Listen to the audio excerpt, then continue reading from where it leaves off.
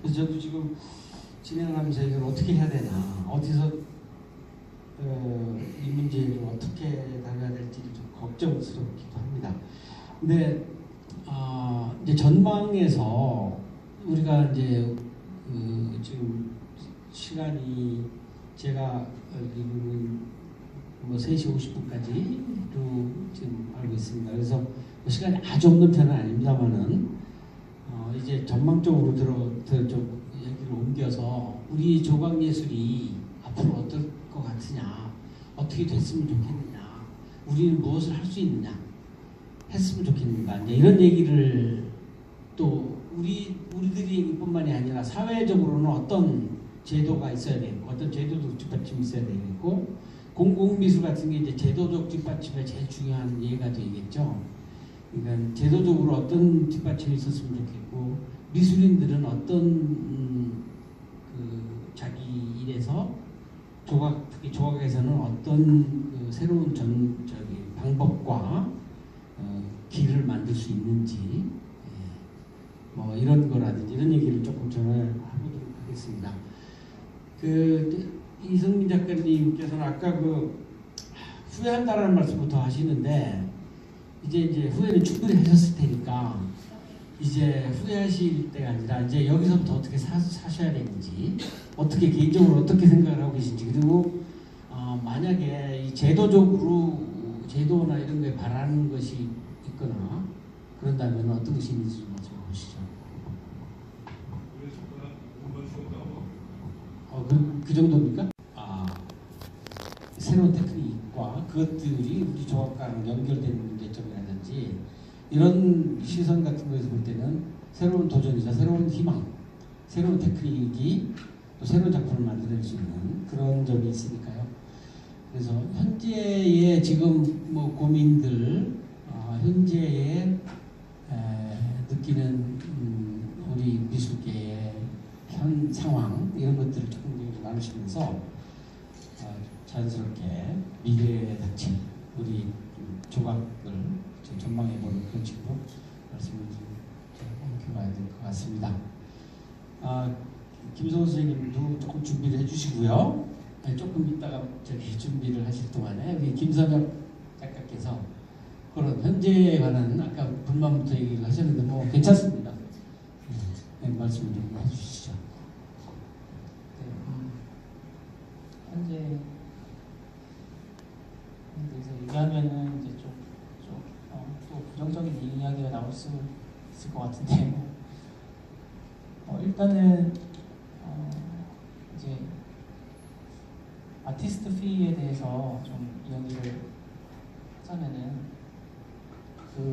미술관에서 조각에 대한 전시의 기회가 사실 많지 않을 뿐더러, 또 만약에 전시가 있다고 해도 조각이나 설치 같은 경우는 좀 미술관 공간이 크다 보니까 큰 좀 규모가 있는 작업들을 원하는, 전시를 원하는 그런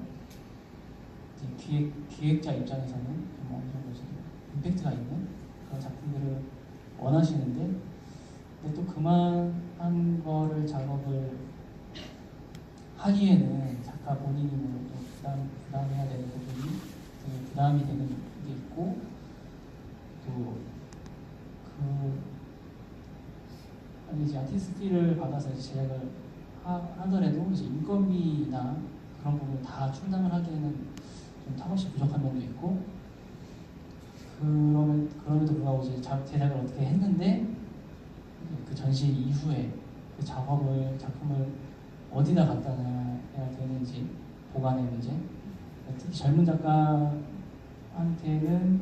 큰 공간의 작업실도 사실 굉장히 어려운 부분이기 때문에 대부분 뭐 주택의 지하 작업실에 20평 남짓한 그런 작업실에서 저도 한 5년 정도 작업을 했는데, 그런 공간에다가 작품을 보관하기 거의 불가능하고, 그래서 그런 부분이 어떻게 좀 해결이 돼야 될지, 네, 그런 부분이 조금 고민을 해봐야 되는 문제.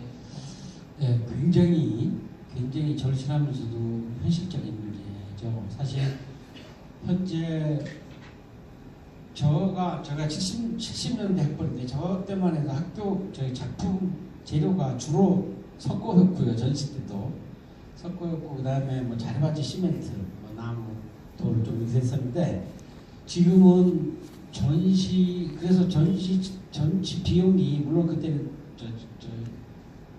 돈도 없었습니다만은 전시 비용이 작게 들었죠. 근데 지금은 어디서 좀 임팩트를 있게 하려면은 전시 규모도 커야 되고, 물질도 제대로 다루고, 동원해야 되고, 물질적, 그다음에 테크닉도 마찬가지고요.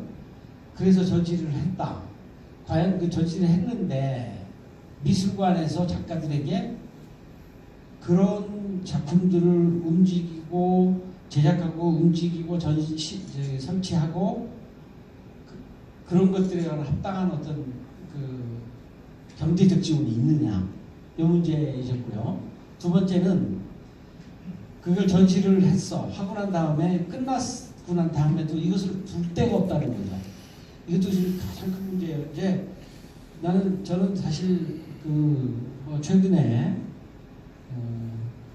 미술관 관장이 무엇을 해야 되느냐 이런 거를 고민해야 될 기회가 한 번 있었는데 아는 분은 알겠습니다만, 근데 저는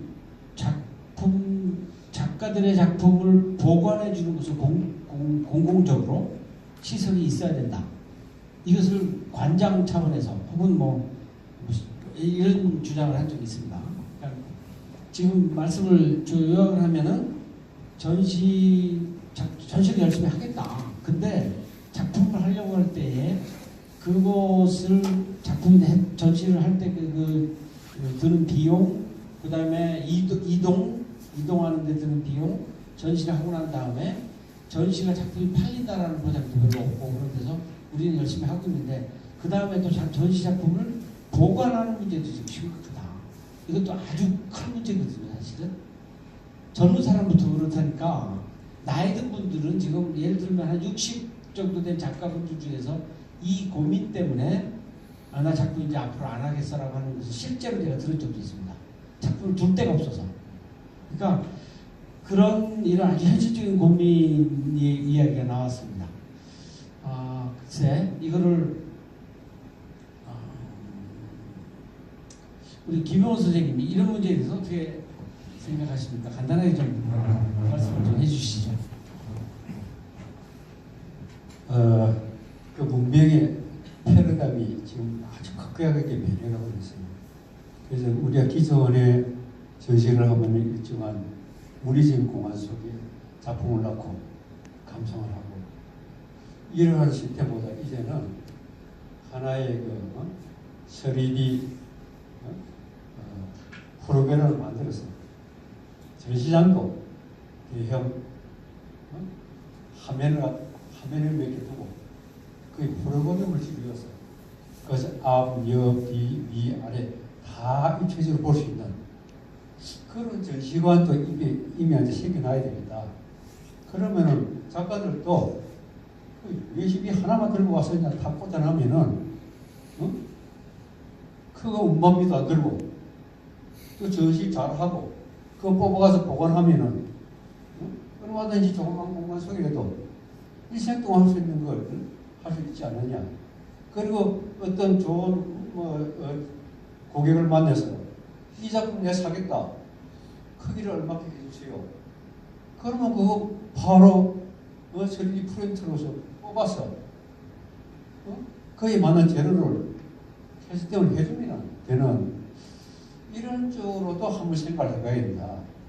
무조건 옛날식으로 옛날 그런 패러다임에 묶여서 큰 대형 작품을 하고 그걸 실어가고 또 가져와서 보관도 하고 그 자체 작업에서 제작하는 창작하는 시간보다 그 고민보다 그 외적인 데서 치여서 인심이 골병되는 그런 걸 좀 피해가지 않겠느냐. 앞으로는 그렇게 아마 변해가야 될 것 같습니다. 조그만 화랑 하나 해도 얼마든지 대형 작품 한다는 거죠. 그 화면상에서.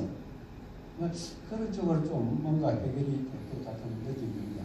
그리고 제가 지브리지를 한번 지브리지를 조금 하고 있는데 그것이 기계가 하니까 이건 별게 아니야. 이게 아니라 정말 고도의 감각이 없어도 못해요. 할 수가 없어요. 되려 손으로 물리적인 어떤 재료를 가지고 쭉쭉 하면은 대충 컴프로지가 되는데 이건 거의 안 돼요. 그러니까 그것도 충분한 예술성이 있다. 앞으로 그렇게 아마 평가받으려고 거다. 나는 좀 젊은 분들은 좀 더 전환적인 새로운 툴이 생기면은 툴이 생기면 그걸 적극적으로 이용해서 자유화하는 것이 나는 참 좋다. 대학도 학교도 꼭 옛날 물리적인 어떤 그런 기법만 가르치는 게 아니라 아주 기본적인 것만 가르치고 나머지는 내 지향적인 그런 여유 있는 교육을 하면은 학교가 폐과가 될 그런 위험도 없다. 그 지브리시나 셀리맥스 이런 걸 좀 하는 사람은 취업도 잘 돼요. 내 주변에 보니까 아주 좋은 데서 고가로 받아 취업해갖고 생활도 잘 해요. 그래서 뭔가 이제 우리가 좀 열어야 됩니다. 네, 알겠습니다. 아주 전이 더 나오는 듯한 상황에 처해 있다. 그거는 사실은 10년을 버티면 된다라고 하는 그런 말씀들을 선생님께서 해주셨던 그것을 믿고 작업하시는 분도 많을 거다 이렇게 생각됩니다. 한편으로 가만히 보면 옛날과 좀 닮아가는 부분도 있긴 해요. 옛날에는 미술대학이 적었고 들어가기 힘들었고 재수 삼수가 많았고 그런데 저희 때는 미술대학이 굉장히 많았죠. 그리고 들어가기 너무 힘들었고 그런데 점차 요즘 인구도 줄어들고 있고 학교도 많이 폐가가 되고 있어요. 그래서 사라지는 학교도 많이 생기고 그렇게 해서 하다 보니 어떤 면에서는 옛날의 어떤 모습과 좀 닮아가는 부분이 있지 않은가. 테크놀로지가 발전하고 첨단의 생산 시스템이 많이 바뀌었다 할지라도 예술가의 자존감을 지킬 수 있는 소수의 인구. 그러니까 옛날에는 너무 다수에서 경쟁력을 많은 상태에서 본인이 특별하게 예술가의 사명의식을 가지고 졸업하는 사람들이 별반 없었던 인구가 굉장히 많았는데 최근에는 그런 인구들이 자연 감소하기 때문에 사명의식을 가진 작가분들이 소수이지만 결집할 수 있는 그런 어떤 단계의 그러니까 옛날 모습인 거죠. 옛날 모습과 좀 닮아 있는 부분이 아닌가 그런 생각을 했습니다. 작가의 고민을 잘 들었는데요. 작가가 현장을 보면 작가들 고민이 해결하는 방식이 그거죠. 전시를 위한 작품 따로 하고 그 다음에 시장이 요구하는 작품은 따로 하는데 사실은 전시를 위한 작품에는 자기 이름을 멋지게 걸지만 시장이 요구하는 작품에는 그 뒷거리를 한다든가 또는 뭐 이름을 밝히지 않게 소소하게 활동을 한다든가 라고 하는 이중적인 플레이를 할 수밖에 없는 현상을 너무 잘 알고 있습니다. 그런데 돈이 없다고 해서 이런 일들을 또는 지금 청년 예술가가 너무 힘들다고 해서 이렇게 시장에 결탁하는 일들을 해야 되겠는가라고 하는 지적은 누가 지적을 제일 많이 하냐면 미술평론가라는 직함 저와 같은 사람들이 지적을 많이 한다는 거죠. 이를테면 작가의 그 체감적인 어려움을 여실하게 듣고는 이해를 하더라도 실제로 자기가 겪지 않았기 때문에 자기가 그리고 있는 이상의 작품들의 그 이상향들을 설정해 놓고 가치 평가를 모든 작가에게 하고 있다라고 하는 거죠. 그래서 저 먼저 반성을 해야 할 터인데 어쨌든 평단의 시각은 냉철합니다. 그럼에도 불구하고 저도 어렵게 살고 작가들도 어렵게 사는 그런 입장을 다 시대적 상황을 접고 작품의 본질에 관한 이야기를 하기 때문인 거죠. 그래서 약간은 시대 착오적인 얘기를 하기도 하는 경우가 있긴 한데 어쨌든 미학적 관점에서는 그래도 지키고자 하는 이야기를 끊임없이 하는 것이 평단의 시각이 아닌가 이런 생각을 해봅니다. 그래서 이제 시장 얘기를 좀 해야 되겠는데요. 중요한 거는 작가가 평론가한테는 지지 않고 논쟁에서 이기는 경우가 많이 있습니다. 자신의 작품 철학도 있고 자기 생산에 대한 자기 경영에 그리고 요즘 작품 세계가 워낙 상대화되고 주관화되다 보니까 절대적인 미적 가치 기준이 판별 기준 자체를 모호한 상황이 되었어요. 그래서 평자들도 자신의 주관적인 입장에서 자신의 호불호가 갈리는 평가를 내릴 때 객관적 기준의 잣대만 추가해서 작품을 평가하는 경우가 많은 세상이 됐다라는 거죠. 그러니까 평자의 시선들도 주관화되고 상대화됐다 이렇게 얘기를 좀 해볼까 합니다. 그런데 미술 시장은 굉장히 단순하죠. 돈밖에 없습니다. 돈을 지향해서 가는 세계이기 때문에 작가들을 컨트롤하는데 그 동기의 목적이 뭐냐면 돈을 위해서 작가의 작품 세계를 컨트롤하게 되는 거죠. 평단은 평론가의 여러 시선들이 나눠지고 달라진다 할지라도 그들의 주관적 시선에 의해서 다종 다양하죠. 그럼에도 객관적 기준의 틀을 적용하려고 하는데 시장에서는 하나의 틀밖에 없습니다. 돈이라고 하는 아주 명확하고 아주 간단하고 아주 객관적인 틀, 시장의 경제 논리인 거죠. 그런데 이 경제 논리에서 작가가 지는 경우가 많이 있습니다. 저는 이제 얘기를 좀 해볼까 합니다. 작가의 사정이 어렵고 작가가 지금 당장 방세를 내야 되고 월세를 내야 되고 당장 꼬맹이 그 분유를 사줘야 되는 상황이다. 그 심정을 이해하느냐? 라는 문제는 나중에 얘기하고 이 세미나 자리에서는 시장에 지는 작가를 좀 얘기해보겠다는 거죠. 특히나 지는 작가가 누구냐면 시장은 중견 이상을 노려서 그들을 디렉팅하지 않습니다. 그들을 모셔가죠. 그러나 검증되지 않은 신진들은 좀 제가 속된 말을 같이 표현할게요. 돈이 될 만한 작가들을 싹수를 보고 찍습니다. 그래서 그 작가를 데리고 가서 매니지먼트 한다는 그 개념을 키운다라는 개념을 하는 거죠. 그래서 갤러리가 많이 팔아본 경향의 작품들을 그 작품 세계를 생산하는 작가에게 연동되고 있을 때 이런 작품 해라. 해봐면 어떻겠니? 가 아니라 해라. 네가 우리 반전속 개념인데 네가 충실해서 해주려고 하면 이렇게 해야 되지 않겠니? 내가 왜 너를 전속으로 물론 완전한 전속은 없지만 말이에요. 요즘 이렇게 해달라. 해야 되지 않겠니?